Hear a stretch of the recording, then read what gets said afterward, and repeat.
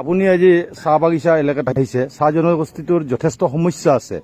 আজি বছৰৰ পিছত বছৰ ধৰি চাহ জনগোষ্ঠীৰ লোকসকলে বিভিন্ন সমস্যাত ভুগি আছে। আপুনি যদি BTC দখল কৰিব পাৰে তেনেহ'লে চাহ জনগোষ্ঠীৰ কি সমস্যাসমূহ কি ধৰণে সমাধান কৰিব? চাহ জনগোষ্ঠী ইয়াত বিশেষকৈ প্ৰথম সমস্যা ভূমি সমস্যা। আমি কৈছোঁ যদি আমি ট্ৰাইবেল বেল ব্লক আইনটো মানে কি কয় এমেণ্ডমেণ্ট কৰি কেনে ইয়াত তেওঁলোকক প্ৰটেক্টেড ক্লাছ হিচাপে ভৰাব পাৰোঁ, তেতিয়াহ'লে তেওঁলোকৰ মাটিটো ক্লিয়াৰ হৈ গ'ল। 1 নম্বৰ। 2 নম্বৰ কথা, তেওঁলোকৰ যিটো মজুৰি কথাটো আজি চাওক, MG আনৰেগাত আজিৰ দিনত মজুৰি 215 টকা। গতিকে মই ভাবোঁ যে তেওঁলোকৰ মজুৰিটো 300, তেওঁলোকে 60 টকা পিছত মই ভাবোঁ 360 টকা কৰিলেও একো অসুবিধা নাই। আহিব চাহ বাগানৰ কথাটো। চাহ বাগানৰ মালিকপক্ষ যিহেতু আগতে তেওঁলোকে ৰেচন দি আছিল কিবা, এতিয়া যিহেতু আমি চৰকাৰৰ পৰা ৰেচনখিনি পাম, গতিকে তেওঁলোকে সেইটোৰ পৰা ফ্ৰী হৈ যাব। ৰেচন নামত তেওঁলোকৰ যিখিনি পইচা খৰচ দিলে সেইখিনি হেৰি হ'ব। কিন্তু ইয়াত জানে যে এই চাহ মজদুৰসকলৰ বিভিন্ন লবিবিলাক আছে বা চৰকাৰী পক্ষত যিসকলে আহে, কংগ্ৰেছ কওক বিজেপি কওক, তেওঁলোকে এওঁলোকৰ পৰা কিছুমান সুবিধা পাই থাকে, লৈ থাকে।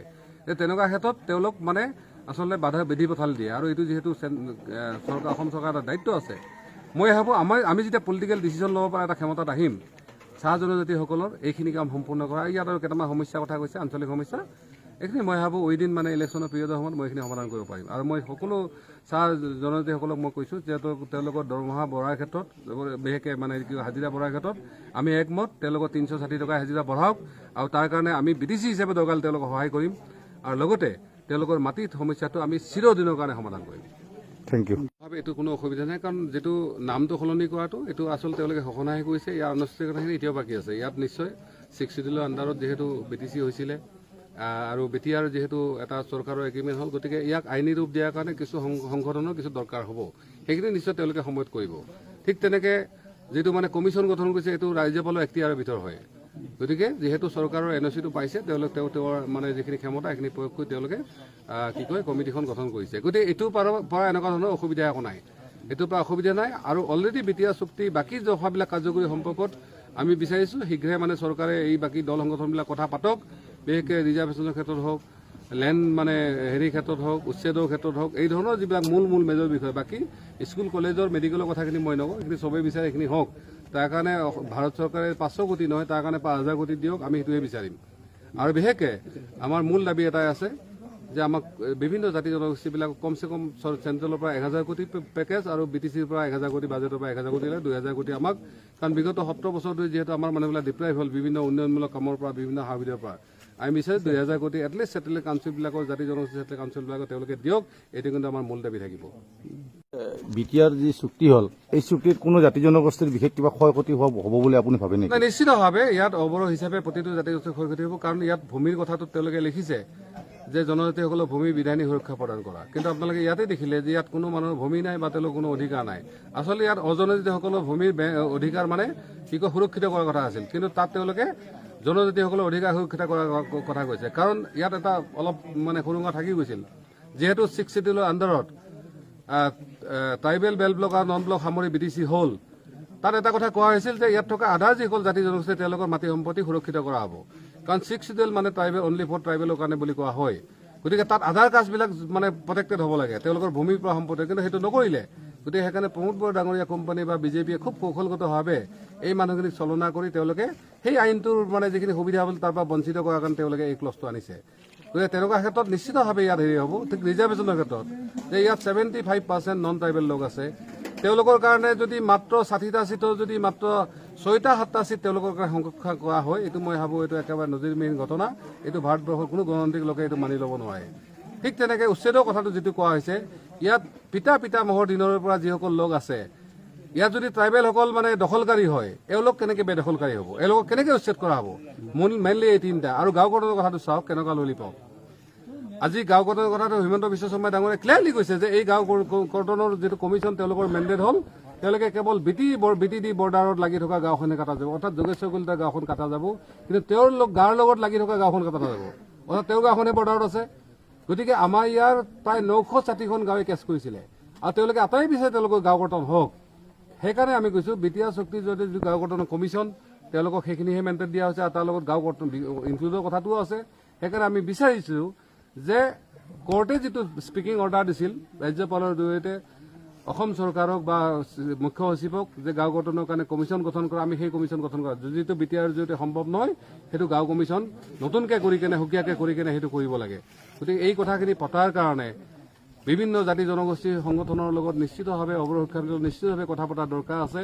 আৰু যিহেতু ইয়াত বেছিভাগ অজনিত লোকে ইয়াত মানে কি কয় ক্ষতিগ্ৰস্ত হ'ব বা তেওঁলোকৰ ভৱিষ্যত বুলি একো নাথাকিব। আৰু বেলেগ কথা নকওঁ, যদিও BTR নাই, ইয়াত সুকীয়া সঞ্চালকালয় কৰা কথা আছে। কাৰণ অলৰেডি জনজাতিসকলৰ কাৰণে সুকীয়া সঞ্চালকালয় পতা হৈ গ'ল 5 তাৰিখে শিক্ষক দিৱসৰ দিনা।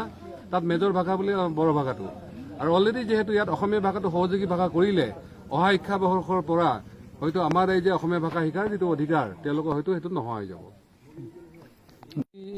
নিৰ্বাচনৰ মানে প্ৰেক্ষাপটটো কি হৈ আছে BTC?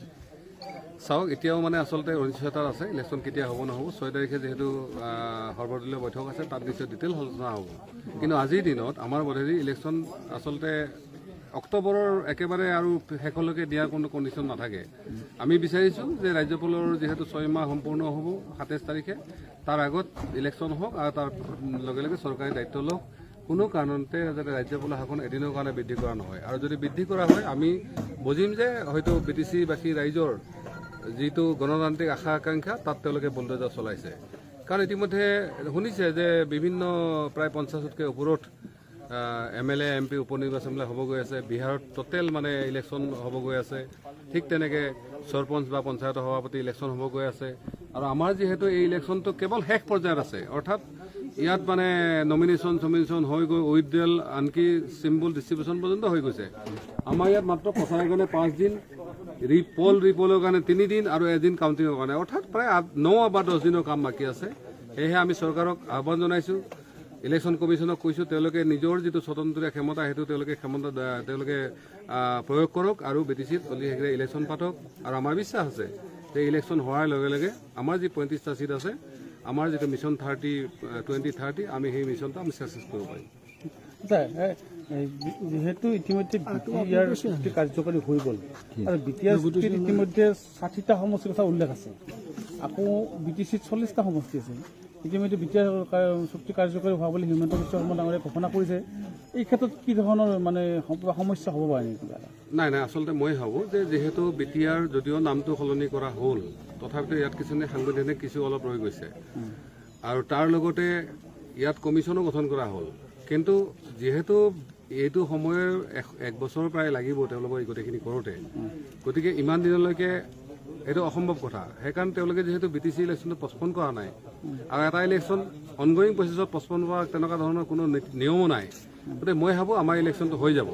কিন্তু কিমান শীঘ্ৰে অনুষ্ঠিত হয় সেইটোহে আমি বিচাৰিছোঁ যে যিহেতু COVID-19টোৰ লগত আমি সহাৱস্থান কৰিব লাগিব। ইয়াত ছ'চিয়েল ডিষ্টেঞ্চিঙৰ পৰা আদি কৰি এইখিনি যিহেতু মেইনটেইন কৰি আমি ইলেকশ্যন পাতিব পাৰিম সেইটো কথাহে কৈছোঁ। আৰু আপোনালোকে এটা কথা জানে যে কমিউনিটি সংক্ৰমণটো হোৱা নাই, আৰু কমিউনিটি সংক্ৰমণ হোৱা হ'লে আমাৰ পীয়ুষ হাজৰিকা ডাঙৰীয়া, ভৱেশ কলিতা ডাঙৰীয়া যিবিলাক সভা হৈছিলে বা হাগ্ৰামা মহিলাৰ প্ৰমোদ বড়ো ডাঙৰীয়া যিবিলাক হাজাৰ হাজাৰ মানে লোক মানে মাতি আনি তেওঁলোকে ইলেকশ্যন কৰে তাতে হ'লে হয়। গতিকে যিহেতু BTC-ত কমিউনিটি সংক্ৰমণটো নাই আৰু ছ'চিয়েল ডিষ্টেঞ্চিং বা মানে সাৱধানতা বা মাস্ক মানে হেৰি কৰি হেৰিটো পাতিব পাৰি, মোৰ মতে পাতিব লাগে। আজিৰ দিনত আমি যিখিনি সাংবিধানিক বিষয়গুলোৰ কথা পাতিছোঁ, BTR চুক্তিৰ নাম সলনি বা প্লাছ এইটো যিহেতু ৰাজ্যপালৰ এখতিয়াৰ ভিতৰৰ বস্তু আয়োগটো গঠন কৰাটো তাৰ ভিতৰত কৰিছে, গতিকে এইটো কোনো অসুবিধা নকৰে। ইতিমধ্যে BTR চুক্তিৰ কাৰ্যকৰীকৰণে BTC-ৰ পৰিষদৰ নিৰ্বাচনৰ অইন দলৰ ক্ষেত্ৰত কিবা বিৰূপ প্ৰভাৱ পেলাব পাৰে নেকি? নিশ্চিতভাৱে এতিয়া দেখক যে আমাৰ যিসকল বিশেষজ্ঞ আছে, পলিটিকেল এনালাইজাৰ বা স্পেচিয়েলিষ্ট, তেওঁলোকে এটা কথা কৈছে যে যিহেতু BJP হিচাপে তেওঁলোকে ইয়াত এখন চিটত জিকাৰ পজিশ্যন নাই, তেওঁলোকে হয়তো মানে প্ৰমোদ বড়োক এডপ্ট কৰিছিলে বা তেওঁৰ জৰিয়তে তেওঁলোকে শাসনটো ল'ম বুলি ভাবিছিল, কাৰণ 21ৰ কথা আছে।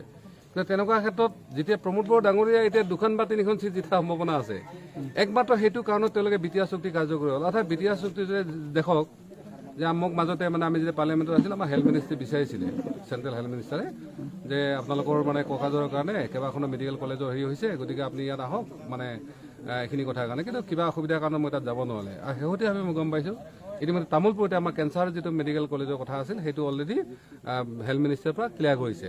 গতিকে তেনেকুৱা ক্ষেত্ৰত হয়তো আমাৰ UPP-লে তেওঁলোকে ক'ব পাৰে যে আমি BTR চুক্তি কৰিছিলোঁ, গতিকে এইটো আমাৰ কাৰণে হ'ল।